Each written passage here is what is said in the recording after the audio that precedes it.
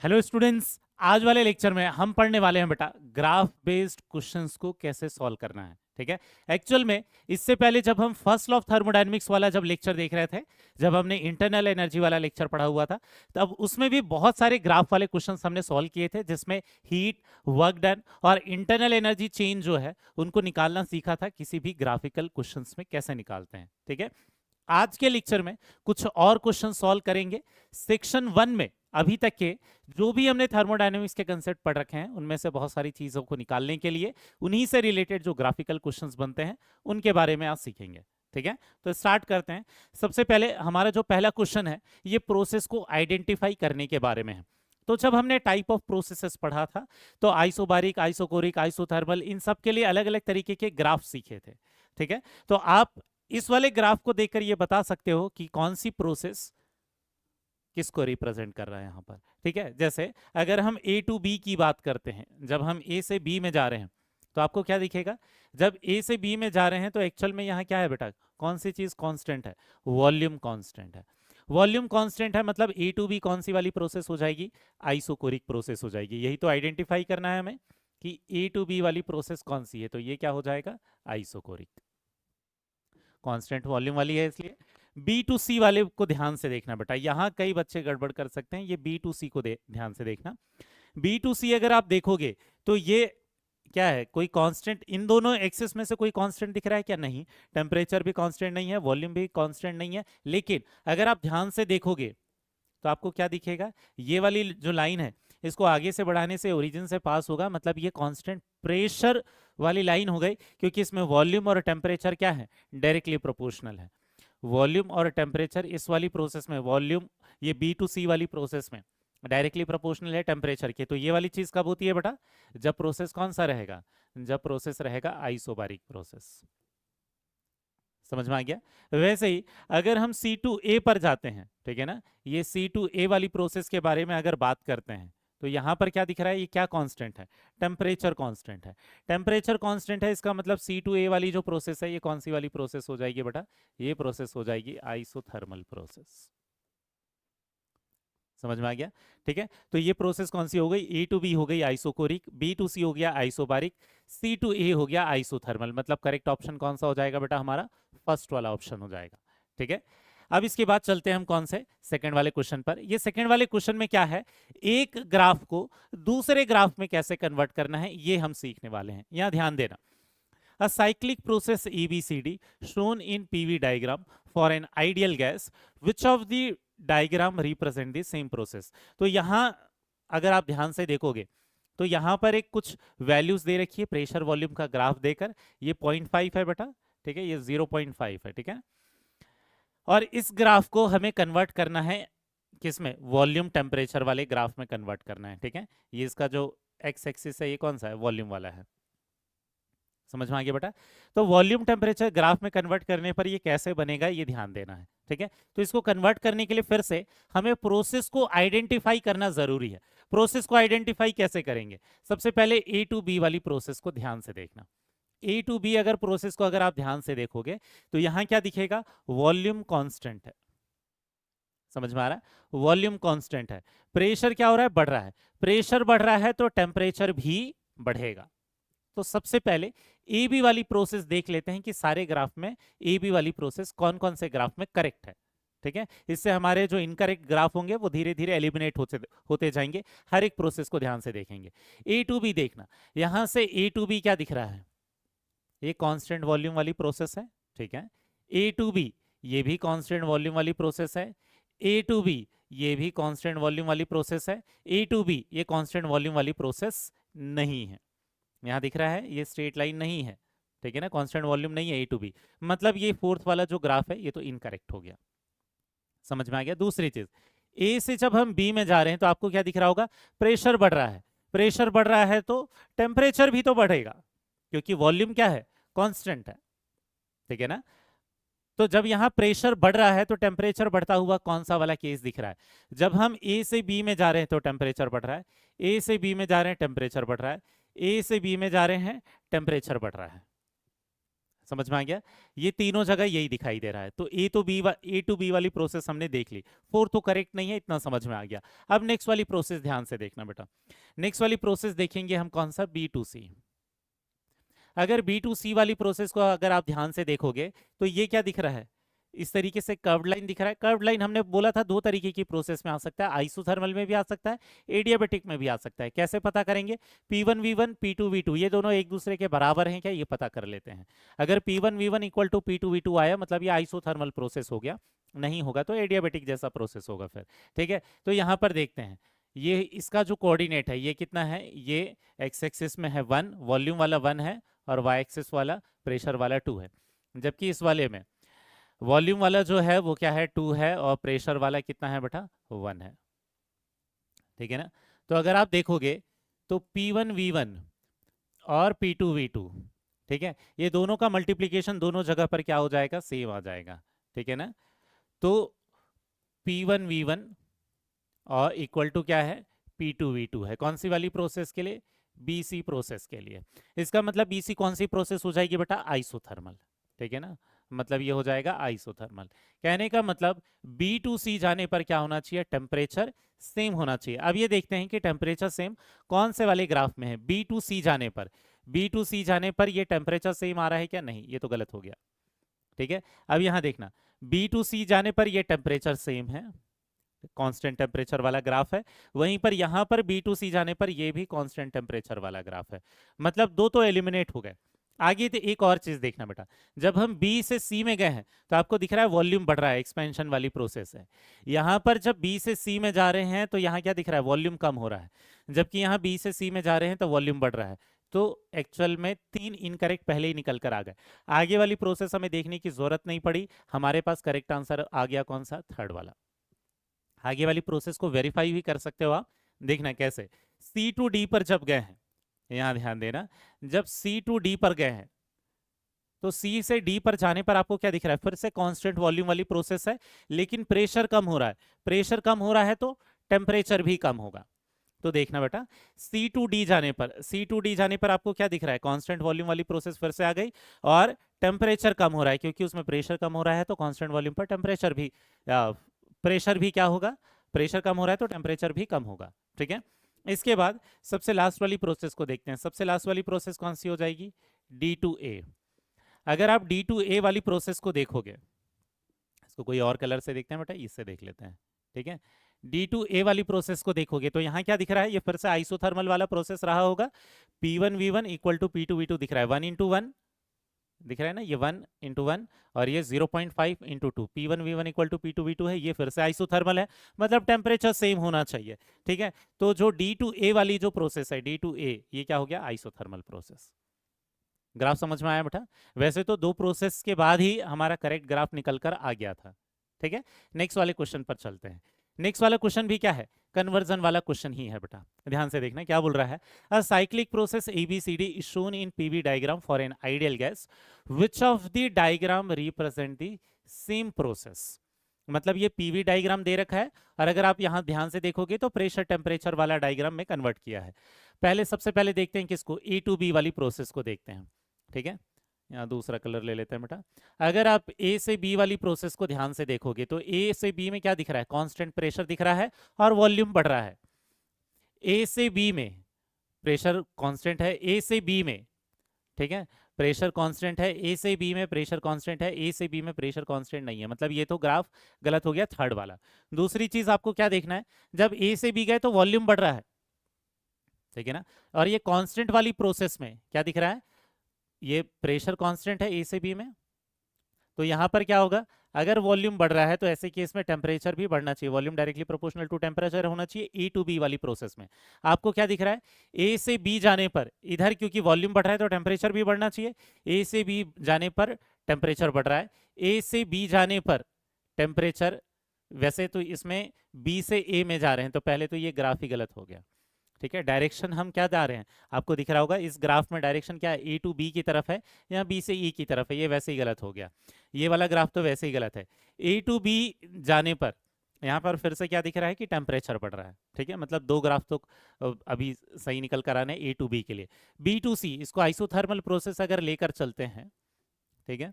In case अगर इसको isothermal process लेकर चलते हैं, ध्यान देना बेटा, यहाँ क्या हो जाएगा, टेम्परेचर कांस्टेंट हो जाएगा। तो B2C में यहाँ पर टेम्परेचर कांस्टेंट दिख रहा है, यहाँ पर भी टेम्परेचर कांस्टेंट दिख रहा है, दोनों जगह सेम है। B2C जाने पर वॉल्यूम बढ़ रहा है, वॉल्यूम बढ़ रहा है तो टेम्परेचर क्या होना चाहिए, ठीक है, सॉरी, वॉल्यूम बढ़ रहा है तो प्रेशर क्या होना चाहिए, कम होना चाहिए। B2C जाने पर प्रेशर कम हो रहा है, B2C जाने पर प्रेशर कम हो रहा है, ये भी करेक्ट है।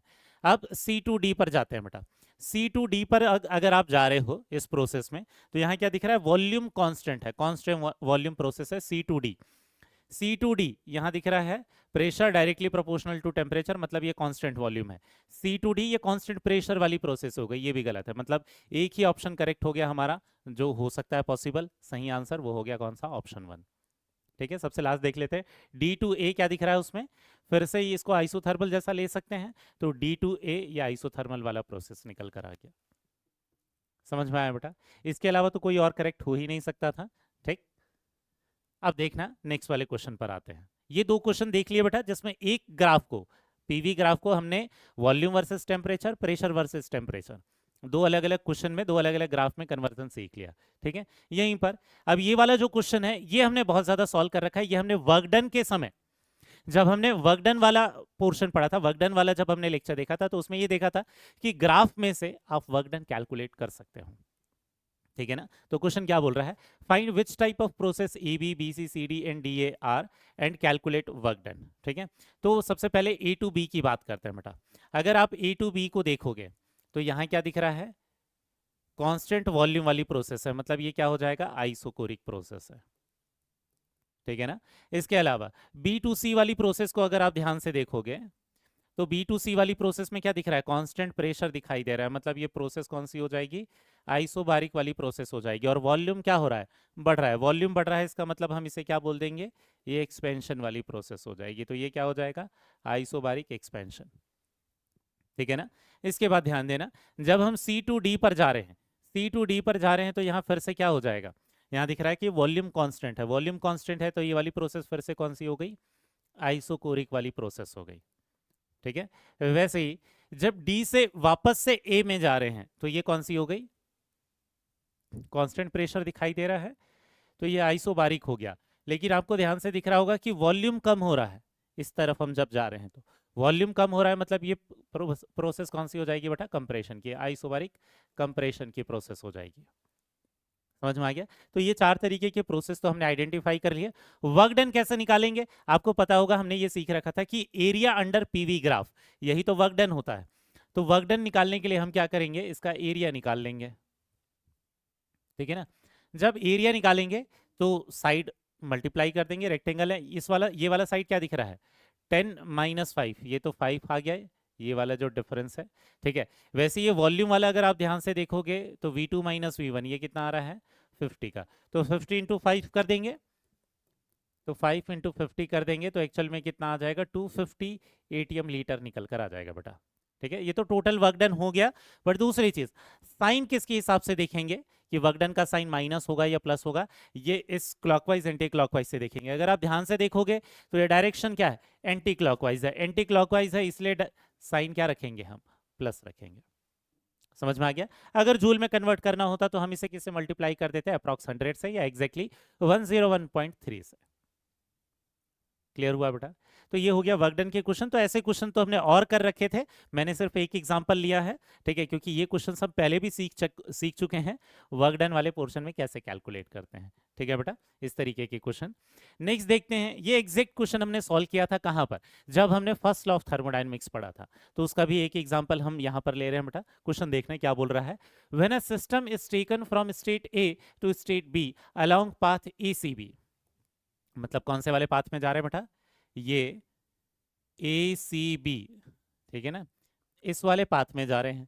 अब आगे क्या बोल रहा है, as shown in figure below 80 joule of heat flows into the system and the system does 30 joule of work. अगर हम ACB वाली प्रोसेस को देखेंगे तो Q क्या दे रखा है कि 80 joule of heat flows into the system, मतलब इतना ये हीट गेन कर रहा है। वहीं पर आगे क्या बोल रहा है, and the system does 30 joule of work, मतलब work done by the system, यहां पर ये कितना दिखाई दे रहा है, -30 जूल दिखाई दे रहा है। ठीक है ना, तो इस वाले के लिए ACB वाली प्रोसेस के लिए ACB वाली प्रोसेस के लिए आपको क्या दिखाई देगा कि जो डेल्टा यू है ये क्या हो जाएगा, Q प्लस डब्ल्यू हो जाएगा। Q प्लस डब्ल्यू हो जाएगा तो हम Q की वैल्यू कितनी ले लेंगे 80 और ये हो जाएगा -30, मतलब एक्चुअल में डेल्टा यू की वैल्यू कितनी हो जाएगी 50 जूल हो जाएगी। क्वेश्चन आगे पढ़ते हैं। आगे क्या बोल रखा है, how much heat flows into the system along the path ADB। दूसरे वाले पाथ की बात कर रहा है ये, ADB वाले पाथ की बात कर रहा है।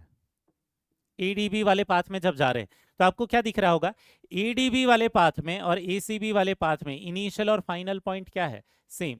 तो स्टेट फंक्शन का जो डिफरेंस है वो क्या रहेगा, सेम ही रहेगा। मतलब डेल्टा यू की वैल्यू यहां पर भी क्या होनी चाहिए, 50 जूल ही होना चाहिए, ऊपर की तरह ही, क्योंकि इनिशियल और फाइनल पॉइंट क्या है, सेम है।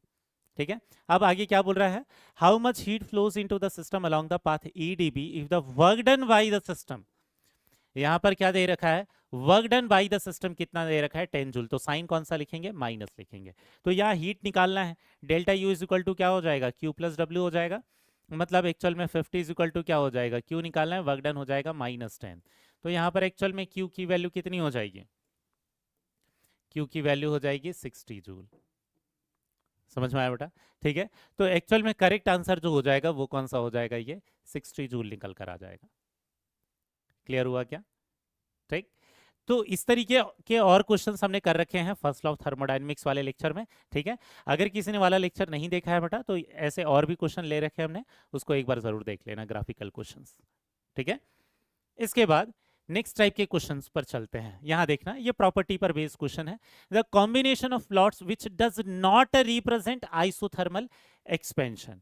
मतलब ये बोल रहा है कि कौन सा जो ग्राफ है वो आइसोथर्मल एक्सपेंशन को शो नहीं करेगा। तो पहली चीज, आइसोथर्मल प्रोसेस में हम लोगों ने क्या पढ़ रखा है बेटा, आइसोथर्मल प्रोसेस में क्या होता है कि pressure is inversely proportional to volume होता है, ठीक है ना। हम लोग ग्राफ क्या पढ़ते हैं यहाँ पर, ये पढ़ते हैं nRT, ये तो कांस्टेंट होता है, इनटू 1/v। तो जब वॉल्यूम को लिख रहे हैं तो इनवर्सली प्रोपोर्शनल लिखेंगे, जब हम सिर्फ 1/v को लिखेंगे तो डायरेक्टली प्रोपोर्शनल लिखेंगे। क्या लिखेंगे कि पूरा जो 1/v है, 1/v क्या हो जाएगा, डायरेक्टली प्रोपोर्शनल हो जाएगा। समझ में आ गया, तो ये तो डायरेक्टली प्रोपोर्शनल हो जाएगा। मतलब ये जो ए वाला ग्राफ है ये करेक्ट ग्राफ है, मतलब करेक्ट आंसर नहीं है। P को 1/v के साथ ड्रॉ किया है तो डायरेक्टली प्रोपोर्शनल वाला ग्राफ होगा, ठीक है। सिर्फ v के साथ ड्रॉ किया होता तो ये रेक्टेंगुलर हाइपरबोला वाला ग्राफ आता। समझ में आया बेटा, ठीक है। तो ये 1/v वाला एक्सिस दिख रहा है आपको, 1/v है इसलिए डायरेक्टली प्रोपोर्शनल है, v रहता तो इनवर्सली प्रोपोर्शनल होता। तो ये ग्राफ एक्चुअल में करेक्ट है, लेकिन हमें पूछ रहा है कौन सा ग्राफ इनकरेक्ट है, ठीक है। आगे वाला ग्राफ देखना, प्रेशर और वॉल्यूम। यहाँ पर क्या दिख रहा है, स्ट्रेट लाइन वाला ग्राफ दे दिया, बिल्कुल गलत है। प्रेशर और वॉल्यूम क्या होंगे, इनवर्सली प्रोपोर्शनल होंगे, तो ये ग्राफ इनकरेक्ट है, मतलब बी वाला इनकरेक्ट आ गया, ठीक है। फिर सी वाला देखते हैं, सी में क्या दे रखा है, प्रेशर इंटू वॉल्यूम कांस्टेंट है, बिल्कुल सही। प्रेशर इंटू वॉल्यूम की वैल्यू कांस्टेंट ही रहेगी, क्योंकि याद होगा हमने आइसोथर्मल में क्या पढ़ रखा था, P1V1 इक्वल टू P2V2, ठीक है। प्रेशर और वॉल्यूम चेंज होंगे लेकिन दोनों का जो मल्टीप्लीकेशन है वो सेम ही रहेगा, मतलब ये वाला ग्राफ क्या है, करेक्ट है। आगे क्या बोल रहा है कि जो इंटरनल एनर्जी है ये वॉल्यूम पर डिपेंड कर रहा है, ऐसा नहीं है। इंटरनल एनर्जी केवल किस पर डिपेंड करेगा बेटा, टेम्परेचर पर। और क्योंकि आइसोथर्मल प्रोसेस बोल रहा है तो आइसोथर्मल प्रोसेस में टेम्परेचर सेम रहता है, तो इंटरनल एनर्जी चेंज नहीं होना चाहिए, मतलब ये वाला ग्राफ भी क्या हो गया, इनकरेक्ट हो गया, ठीक है। तो इनकरेक्ट पूछा है कौन कौन सा है, तो बी एंड डी दो ग्राफ इनकरेक्ट है, मतलब फोर्थ वाला ऑप्शन करेक्ट हो गया। समझ में आया बेटा, बच्चे गलती क्या करते हैं, ये करेक्ट ग्राफ को ही आंसर कर देते हैं। ध्यान से देखना बेटा क्वेश्चन क्या बोला है, ठीक है ना। इसके बाद नेक्स्ट क्वेश्चन पर आते हैं बेटा, नेक्स्ट क्वेश्चन देखना है। नेक्स्ट क्वेश्चन क्या बोल रहा है, for a diatomic ideal gas in a closed system which of the following plots does not correctly, फिर से इनकरेक्ट ग्राफ पूछा है। Describe the relation between various thermodynamic quantity. पहले तो सीपी और सीवी वाले ग्राफ दिए हुए हैं, तो आपको ये पता रहना चाहिए बेटा, क्योंकि एक्चुअल में सीपी और सीवी जो है ये किस पर डिपेंड करते हैं, depends on temperature, depends on temperature, pressure और वॉल्यूम पर नहीं, ठीक है। ये नॉट ऑन प्रेशर, ठीक है, ये नॉट ऑन वॉल्यूम, ठीक है ना, तो इनकरेक्ट पूछा है। तो यहाँ क्या लिख रखा है कि सीपी बढ़ रहा है जब पी बढ़ रहा है, तो ये बिल्कुल गलत। सीपी किस पर डिपेंड करेगा, सीपी और सीवी टेम्परेचर पर, वॉल्यूम पर नहीं। सीवी क्या दिख रहा है, कांस्टेंट है जब वॉल्यूम बदल रहा है, तो बिल्कुल सही, ये तो करेक्ट ग्राफ हो गया। थर्ड वाला क्या बोल रहा है, सीवी टेम्परेचर के चेंज होने से चेंज हो रहा है, बिल्कुल सही। सीवी टेम्परेचर पर डिपेंड करेगा, ठीक है, वॉल्यूम पर नहीं। ठीक, इसके बाद यू दिख रहा है इंटरनल एनर्जी चेंज हो रहा है जब टेम्परेचर चेंज हो रहा है, तो बिल्कुल सही। ठीक है, तो ये चेंजेस भी दिख रहे हैं। कैसे चेंजेस हो रहे हैं, इससे ये ज्यादा देखने की जरूरत नहीं, बस आपको ये देखने की इंटरनल एनर्जी चेंज हो रहा है जब यहाँ पर टेम्परेचर चेंज हो रहा है, तो समझ में आ गया बेटा। ठीक है, तो ये तीन ग्राफ सही है, ये इनकरेक्ट वाला ग्राफ निकल कर आ गया, तो करेक्ट आंसर यही होगा, फर्स्ट वाला।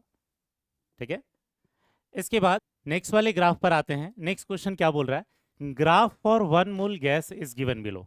ठीक है, अलग अलग प्रोसेस दे रखी है, A to B, B to C, C to A. ठीक है, क्वेश्चन में क्या बोल रहा है, ए टू बी रिप्रेजेंट।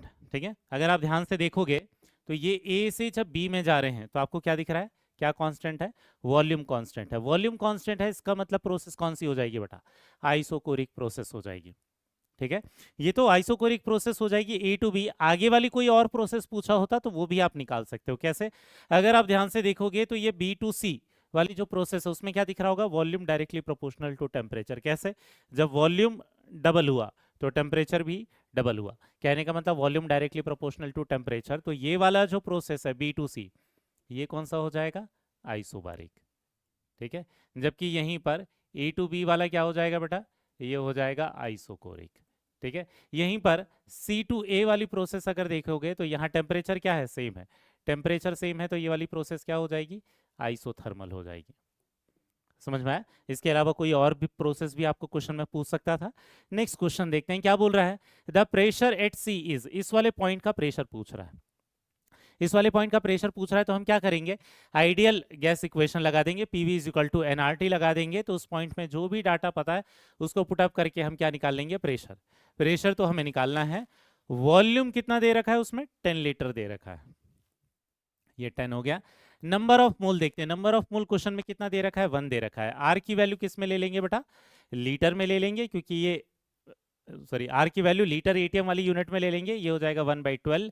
और टेम्परेचर कितना ले लेंगे, 200। ठीक है ना, क्योंकि ये एटीएम लीटर में निकालने वाले हैं प्रेशर वॉल्यूम। प्रेशर की वैल्यू कितनी हो जाएगी, ये 0 से ये 0 कैंसिल आउट हो गया, ये 2 से हो जाएगा 10/6, 2 से कैंसिल आउट करने पर ये कितना हो जाएगा, 1.6 समथिंग एटीएम आ जाएगा। तो करेक्ट आंसर कौन सा हो जाएगा, 1.642 एटीएम। समझ में आ गया। तो प्रेशर की वैल्यू निकालना भी हमने सीख लिया। ऐसा ही हम किसी और जगह के लिए भी क्या निकाल सकते थे, प्रेशर की वैल्यू निकाल सकते थे। समझ में आ गया बेटा। ठीक है, तो आज वाले लेक्चर में हमने ग्राफ पर बेस्ड बहुत सारे तरीके के अलग अलग तरीके के क्वेश्चंस देख लिए हैं। इसके अलावा हमने वर्क डन पढ़ते समय भी ग्राफिकल क्वेश्चन सॉल्व किए थे, फर्स्ट लॉ पढ़ते समय भी बहुत सारे ग्राफिकल क्वेश्चन सॉल्व किए थे। तो यहाँ पर हमारा जो सेक्शन 1 है बेटा थर्मोडायनेमिक्स का, वो कंप्लीट होता है। नेक्स्ट वाले लेक्चर से हम स्टार्ट करने वाले हैं सेकंड वाला सेक्शन, जो कि किसके बारे में था, थर्मोकेमिस्ट्री के बारे में। तो उसमें अलग अलग जो रिएक्शंस रहती हैं उनके लिए हीट की वैल्यू कैसे कैलकुलेट करते हैं, ये सब निकालना सीखेंगे। ठीक है बेटा, तो मिलते हैं नेक्स्ट वाले लेक्चर में, तब तक के लिए बाय बेटा।